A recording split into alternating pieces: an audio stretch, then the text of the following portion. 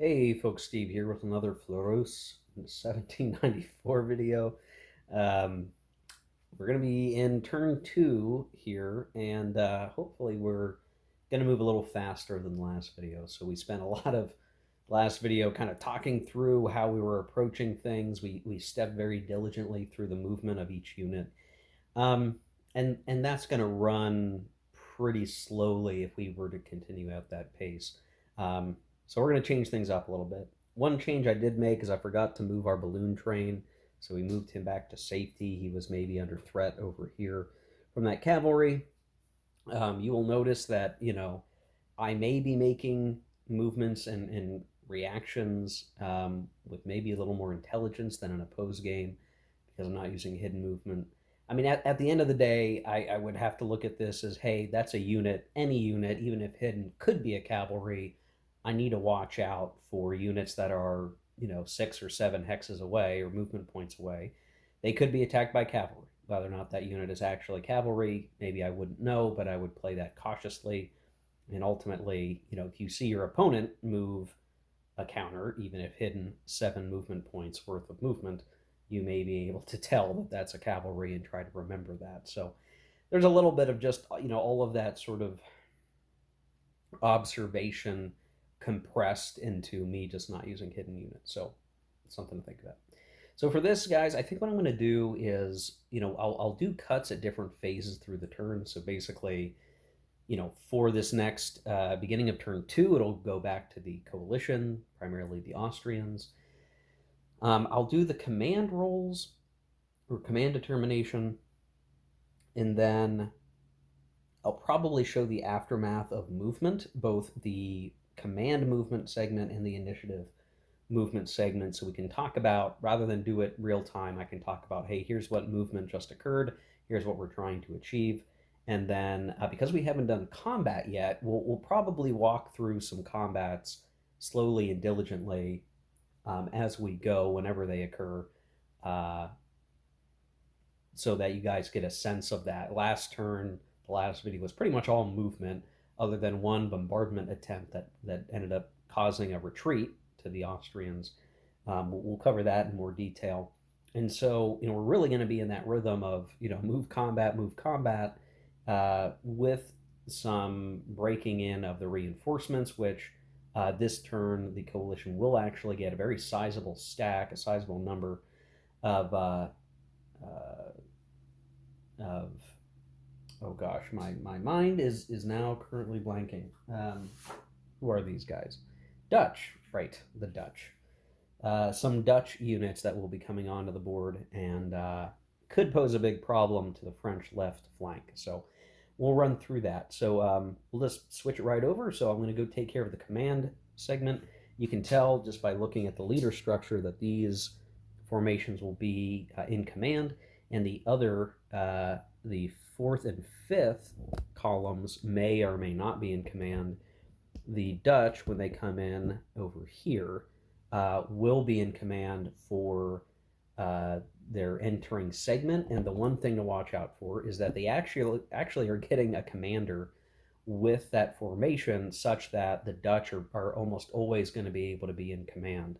So again, that command structure piece, multiple national armies are operating right now. The Dutch will have their own commander and will be able to consistently be in command, which will put even more pressure on the French left flank. Um, so yeah, let's tackle that, and we'll kind of show where things are going. The one thing I should point out is if I felt the need to, I could always, in the movement phase, try to take the commander and rush him over this way so that he would be in range to provide his command points to those other formations. But by doing so, I basically am making those guys roll to be in command, and generally they have equal to or worse initiative.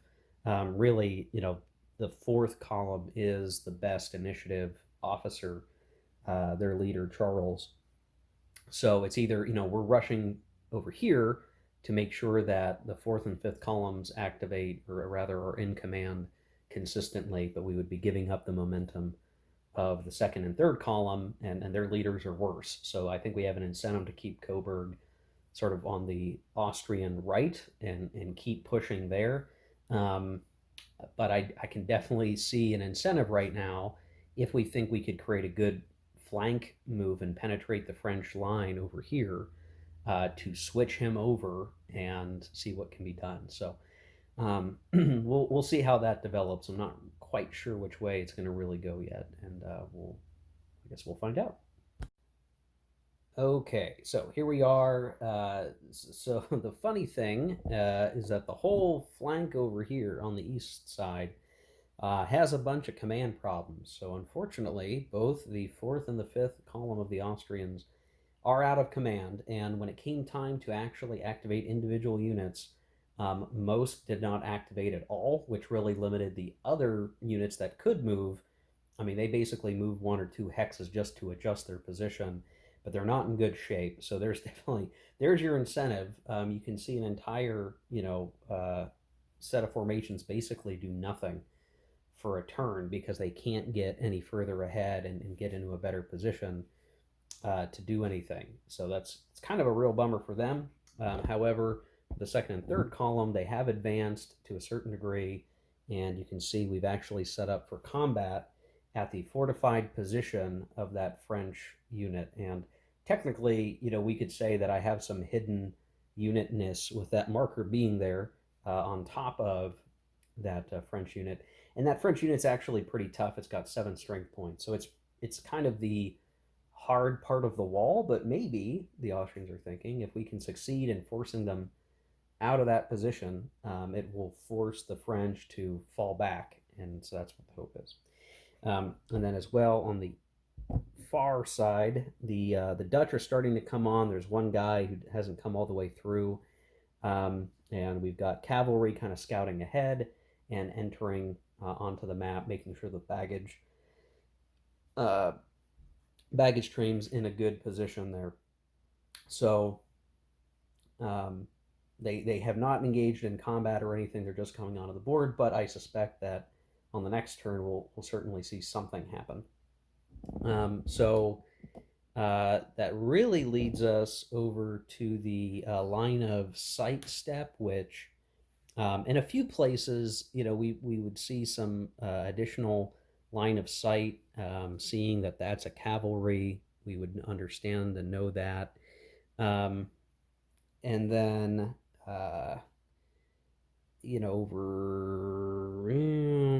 there's not that many places. Though there is some line of sight from here to here, we're not going to be able to do artillery reaction fire because while we could fire here, there's no point, and I'm not even going to bother to roll it because they have stronger artillery in the hex. So even if we trace, I don't think the what is that, marsh? Yeah, marsh is not blocking terrain, I don't believe. But even so, the defending artillery there would make a die roll kind of moot point. So we're not going to do that. We're not going to bother. So yeah, so that should lead us to the attacker bombardment step, and or I'm sorry, there is. I'm going to have to double check the line of sight, but I believe we can fire. We can fire potentially at that cavalry unit. We do have line of sight, I believe. Line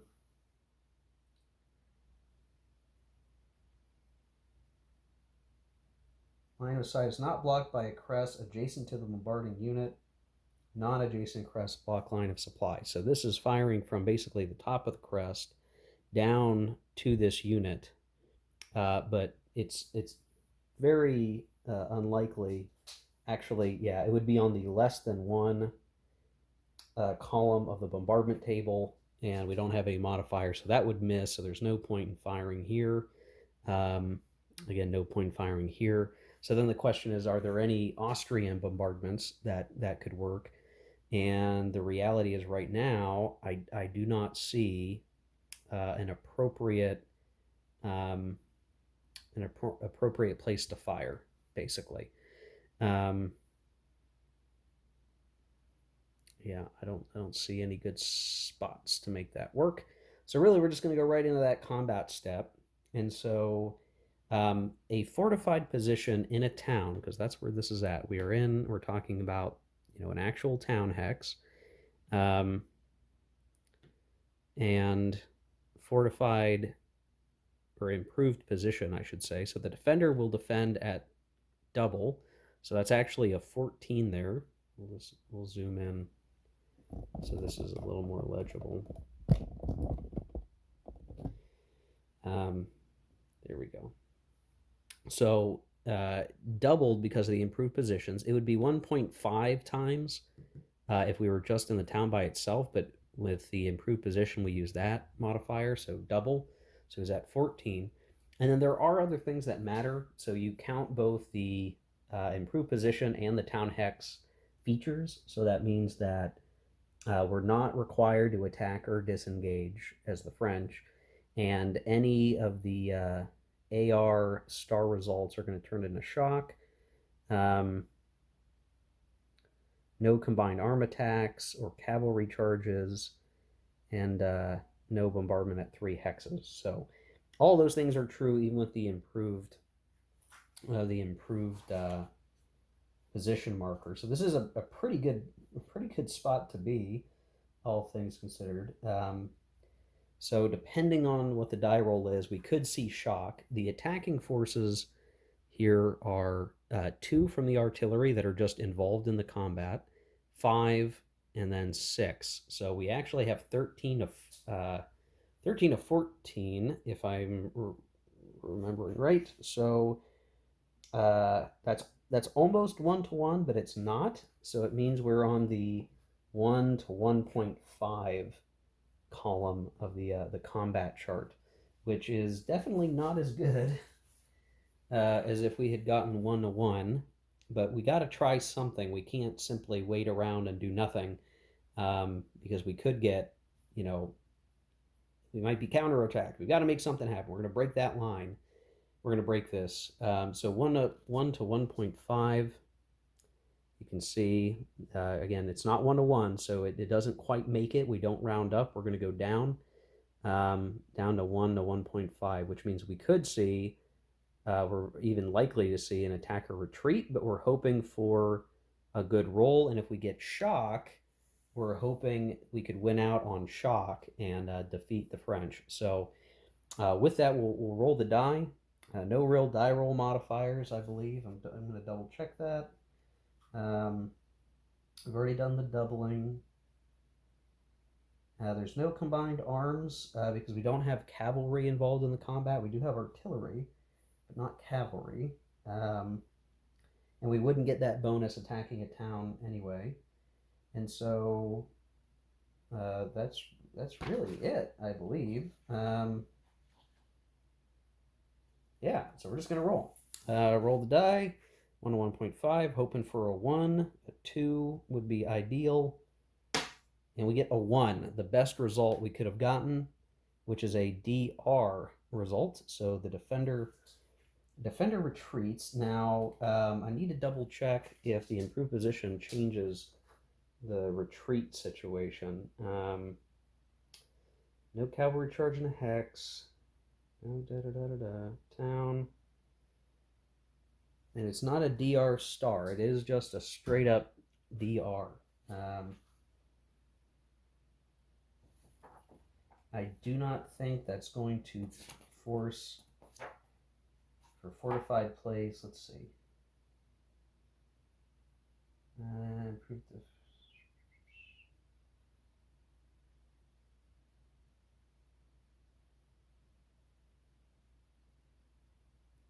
Yeah, boy, I think these guys just retreat out. So technically, the beginning portion of this succeeds. These guys are going to retreat a hex back, and these guys can take the hex. And I think what we'll do is we'll go ahead and advance after combat with this stack as soon as I figure out how to how to pick them up.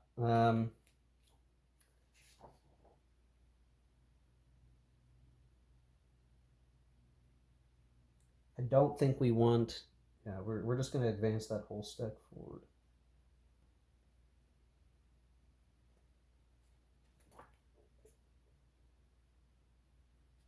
See if there's any other issues with doing that. Nope, I think we're good. So really, these guys are going to end up in that fortified position, having taken the town. I was trying to see, is there something that makes it so that you don't retreat? Um, but that's for a chateau, so it's not quite as good. Or a chateau is, I guess, a bit better there, where we would have forced a shock result. Here, we did move them out of the position.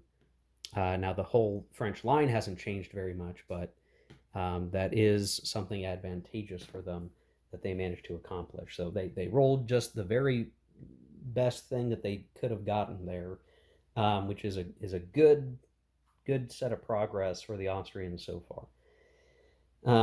And with that combat being over, that is it for the coalition turn. So largely movement and a successful repulse, not a real repulse, not in game terms, but a forcing of the French position back. We forced them out of the town, away from their improved positions. The French lost heart and have retreated back, and that's some progress. So I'm going to switch it over to the French turn. What I'm just going to do from here is do all the command rolls for the French and do all their movement and show you guys the aftermath of movement, so we can get right into the potential combat that is going to set to occur here, or continued combat that will probably occur here in the future. Well, crap. Um, I've screwed something up, guys, and I apologize. So some of these are mistakes made technically on turn one and sort of on turn two, and I've been working to fix the issue. So you can see here, I have these French units basically restored to their original positions. At least I'm pretty sure they're all the original positions from the setup, because on turn one, this French force failed the officer check, and should, if I'm reading this right, this occurred to me while I was rereading the rules, and that I've been trying to search online to make sure I have it right, and now I think I do, but I had played it wrong originally. I put these guys back to where they originally were, and then for these formations, I had to kind of work them backwards to where they were at the beginning of the Austrian turn. Fortunately, there was no combat really over here, and it ultimately doesn't matter much over here, but it does mean the French, from turn one, had to be put back because we had moved this unit over here, we had moved this unit kind of down over here somewhere. But that is not good. That is not the right way to play it. The way I had played it, which is incorrect, and I apologize if I confused anybody in the previous video or at any point in the series. For some reason, and maybe I just wasn't reading the fine print, though in my defense, I feel like the sequence of play in the rules do a terrible job of laying out the proper sequence and order of operations. What I did wrong was I said, okay, well, if an officer fails their initiative check during the command phase, the individual units can try to move in the initiative movement segment of the movement phase. So like, okay, these guys failed, but then I'm going to try to try to get them to move individually, and these guys, lucked out and got to move. That's not right, apparently. That's not right. So, and I think actually he was there, and then 1, 2, 3. Yeah, I'm gonna have to just put him there, I guess. Something got screwy here, guys, and so I apologize, and I'll just we'll just deal with it. So the way it's supposed to work is if the officer fails, then none of those units can move, period. They just can't move, period. During the command segment, apparently, you can forego rolling for the officer and just say, for Bulow here, like, we're not going to roll for Bulow. I'm going to take my chances in the initiative segment. And then in the initiative segment, you can try to activate units individually. Now, I think generally that's not a great idea, because your individual units will probably tend to have worse initiative. Um, but it's like, sort of like an all your eggs in one basket question. Do you want to be able to move everybody and keep them all together, or do you want to, you could activate individual units, but you may only be doing that to kind of get them set up. And unless your leader is really garbage, you're not going to want to scatter them out beyond their command range. Now, what we did right or fine was that we had these units over here that were not in range of Kleber. So they were out of command, legitimately out of command. And if they wanted to move, their only option, because they were not in the command range of the officer, have to do their own initiative to move. So despite, either way, because this guy has a command point that activates the formation, these guys were out of range of that, which meant their only option, despite him being in command, was to roll themselves. And they did, and they moved. That was all correct. But my mistake was over here. So evidently there is no second chance. Now, what's confusing about this is if you're just reading the rules and you're just kind of going over the sequence of play and not carefully looking at the wording, you could get screwed up like me. Especially when, like, I'm looking at the sequence of play and it says, you're allocating command points, stuff's in command. You can attempt to place formations that did not receive a command point in by rolling the initiative rating that puts them in command, and then out of command markers are placed on all forces not in command. Okay, so if you failed the die roll, right, you're putting an out of command marker on the officer if you chose to use the officer. And then when you get down to here, the initiative movement, the phasing player can now attempt to move combat units that are marked out of command. And for each command or out of command unit, you're going to roll their initiative rating, blah, blah, blah, blah, blah. This note is sort of the important thing, and I guess it is important to read all the notes. Individual units within command range of their officers, whose officer already on this turn failed his initiative check, may not themselves roll for initiative. And that's the key part I screwed up, or I wasn't paying enough attention to. So if you have units that are outside the command range, they will get an opportunity to try to move by themselves, maybe to put themselves back into command range. But if any of these units were in the command range of the officer and they failed, they're not moving. And I guess it's important to note that, like, they were in the command range. The officer here has the out of command marker on it, not the individual units, where over here these individual units had the out of command marker on them, and they had no choice but to try to activate on their own. So that is a nuance that apparently I might not be the only person who had this problem. This question has come up on forums, and I was able to try to research it just to try to get a better understanding. But not many people have this problem. So just we select few who don't quite understand what was originally meant, or confused by the operations as detailed in the rule book and sequence of play, not feeling totally clear. Some of us got confused. So I corrected the French. I've corrected the Austrians. There was just a couple of minor movements. I think I moved this guy to here. He's got moved back. These guys had kind of moved downward over this way, and I've corrected that.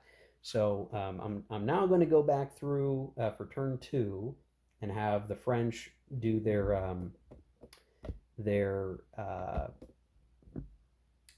operations, or their command determinations. But I had to talk to this guy, so I had to fix a mistake. So a mistake for turn 1, a misinterpretation of rules I've now corrected. So we should be good moving forward from here with some slight adjustments. All of that did not affect the combat that we had last player turn with the Austrians, and generally nothing else really affected that. So minimal fixing, minimal issues, and now I'll need to think about that moving forward. I really can't think of too many places where it's going to be better to try to activate units individually. accepting where maybe you have a cavalry that has as good or better command rating, then maybe it's worthwhile having them run out ahead. And maybe that's something still the Austrians should be thinking about here, where like go ahead and have this guy be, you know, be out here. He's just as good at this, and then the only thing you have to worry about is one, two, three, four, being in supply after a couple of hours. So anyway, we'll try to operate from there and see how far we can get. I may make some more adjustments off camera if I screwed up the hex placement, but we'll go from there. So sorry, guys. Okay, here we are after the French movement. Pretty much all the formations within officer range were in command and so could operate, except for stuff way out on the flank here that we're working on rectifying that as we can. I will make note of some special rules that govern this module, which is that the coalition does not have, can't make use of divisional initiative or divisional stacking, which means that units of the same formation can stack 3 to the hex without a leader present. And then obviously a leader can increase stacking. Generally, because of how few units on the board, we don't see a lot of tall stacks with leaders, just because we need the breadth of our units spread out. But the divisional initiative is really important because if you want to move units individually, if you're in that situation where you have to, the coalition is going to have to roll for each and every unit in that stack, meaning if there's 2 units and one has a 4 and one has a 3 initiative, you're going to have to roll for each one rather than taking the best one and activating the stack, which the French can actually make use of. And in fact, we did do that. Down here, there was a stack, and the better initiative was the artillery with the 3. We rolled for the 3, we managed to get it, and the whole stack could move rather than leaving behind this infantry with an initiative of 2. That might be hard to see, but so it goes. So the general idea, I guess I should talk about what happened here. These guys are they're trying. Not everyone got to activate for movement, but they've all kind of tried to watch here, because right where the glare is when even more Dutch are going to show up. These guys are trying to hold the town, hoping to hold steady there with the leader kind of holding a center position while we try to pull these guys back. So we are working on doing that. But needing to kind of pick a place of focus right now. I don't really like their position. I think I would rather continue to pull these guys back into a better spot somewhere over here, but we're working on it. We are having to watch because the reserve formation is actually trying to set up to hold this town, provide some cavalry distraction here, and then have something to hold this area here against the second column. I'm a little nervous about it, to be honest. And then we have the main action here where the center is setting up to try to attack or push back to take that improved position town. The challenge being, while units in an improved position do not have to attack, in my reading of the rules, and this is where I'm always now starting to get uncertain, is if you're adjacent to an enemy held improved position, you're still in, they're still in your Zoc, you still have to attack them. So because these guys only retreated 1 hex, or what unit was there retreated only 1 hex, they're going to fight regardless. So we've decided to send in some additional units to try to hold position and make an attack, though that did cause us to pull back from this chateau, which is going to potentially continue to be trouble, but maybe, because they're going to get sucked into combats around here, but we'll figure something out. And then over to the east here, you can see we're really just pulling back from Fleurus. We want to try to give some ground and just kind of pick a better spot to defend in without getting overwhelmed by the um, the Austrian units there, because I'm really afraid of getting outflanked over here. So you can kind of see we're kind of pulling back into a different posture, one of which will uh, potentially give us some additional grief because this guy's going to be out of command. I could move. I guess I could move like that, move the leader, and then I guess I should just go ahead and have had done that, so that we can maintain some units in command. There's going to be some circumstances where on the next command check, various units out there will be out of command, but we know they'll at least get some second chance to activate on their own, uh, based on what they can do. We are going to have some bombardments that are possible. So we have a bombardment from here to here. The problem will be we're only going to be rolling on the less than one. So there's an artillery here that could fire at this Austrian cavalry. That's part of the first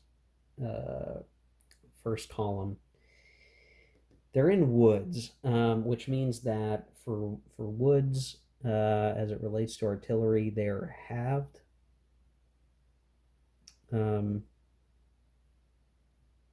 Or no bombardment into, rather. So we can't even really fire at these guys. So that's a no-go. If we look further over here, we do have some horse-drawn artillery right here, and they can fire, I believe, out of the town down to these guys right here. But I do want to double check that.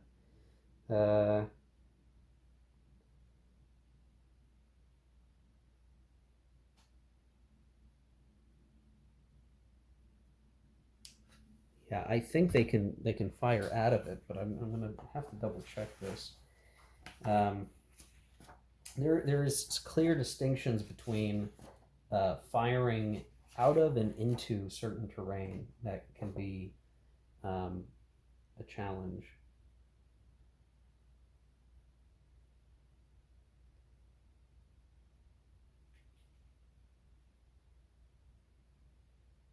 Let's see. Okay, you can't bombard when you're in a woods hex, which is not a problem for us there. Alone on Ezok, that's not a problem.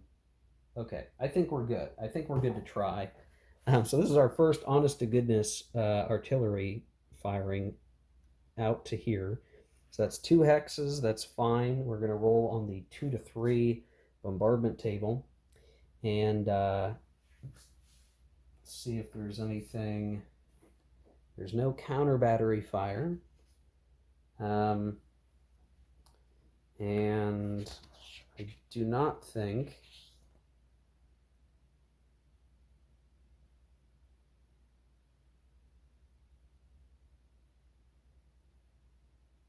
they can retreat before we fire.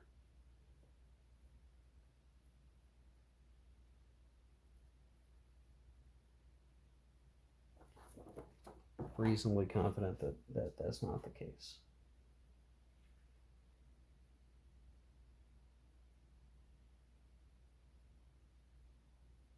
Yeah.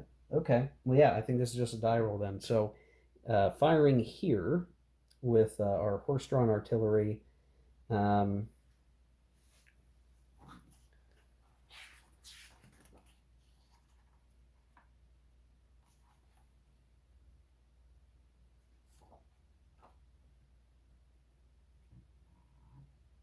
Yeah, okay.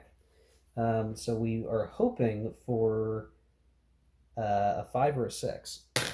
We get a 1, which is no effect. So fire here is a miss. Let's see, other firing. Let's see, what's their hex? They're in clear hex. The stream doesn't matter. We would be rolling. Yeah, there's no way to hit them with these guys. It's too far away, and this artillery is too weak. We do have these guys that could fire here, but again, there's a weakness here that they're not going to be able to actually hit anything. and I do not believe they can hit here because of the crest getting in the way. I'm reasonably confident that we will not be able to bombard there. Let's see.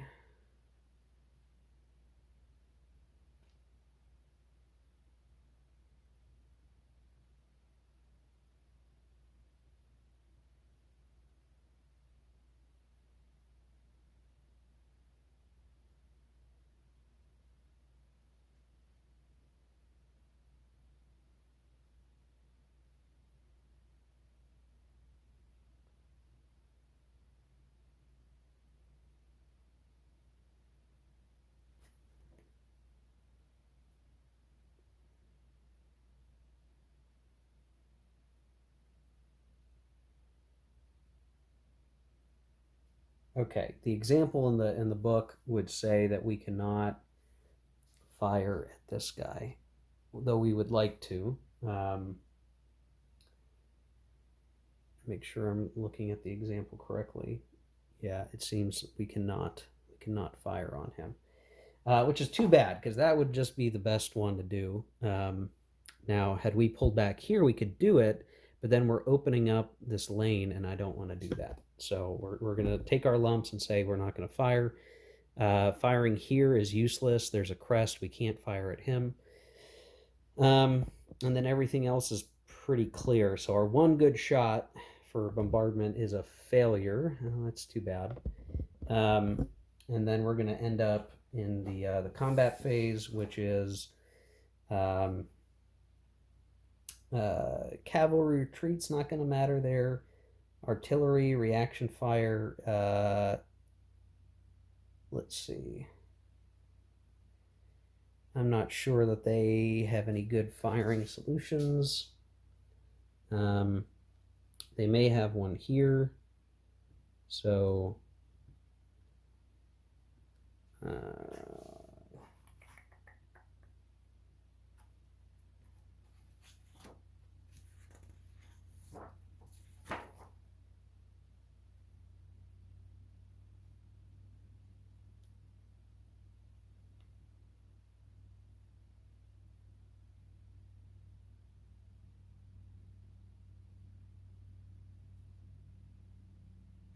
okay, so yeah, these guys could actually fire, so that's 2. So likewise, a 2 to 3,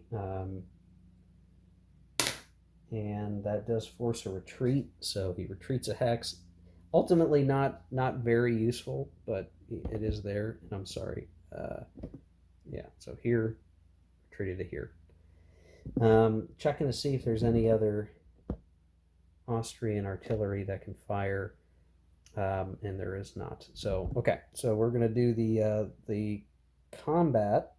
We don't have any charging cavalry, and this is really where we're at. So this leader with the improved fences, this is 5 and 7. They're in the improved position, which means that they're going to have doubled strength, so they're at 14 altogether. The French have 10 here, and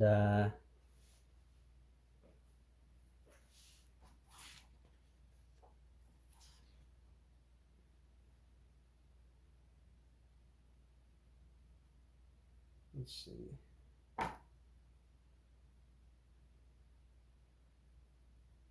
We're not charging into towns, but we are conducting combat, so I think these guys are fine.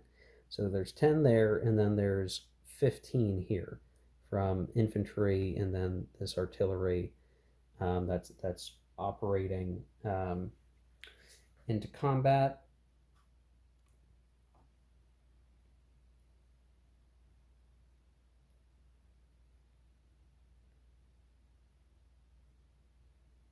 And yeah, so it's going to be, I believe, 1-to-1 with the possibility that we have some shock combat.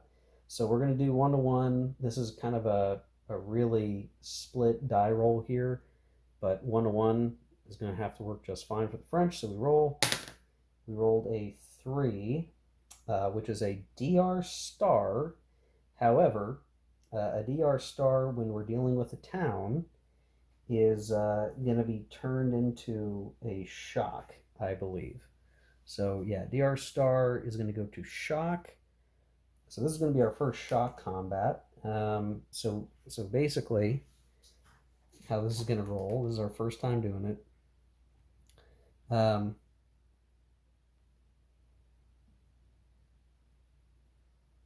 Let's see. We're going to roll a die, add to the initiative of our best unit, the lead unit, and let's see, what would that be for both these guys? We have, I guess we would pick the infantry here, and then, which is a 3. And our infantry, 3, 3, 3.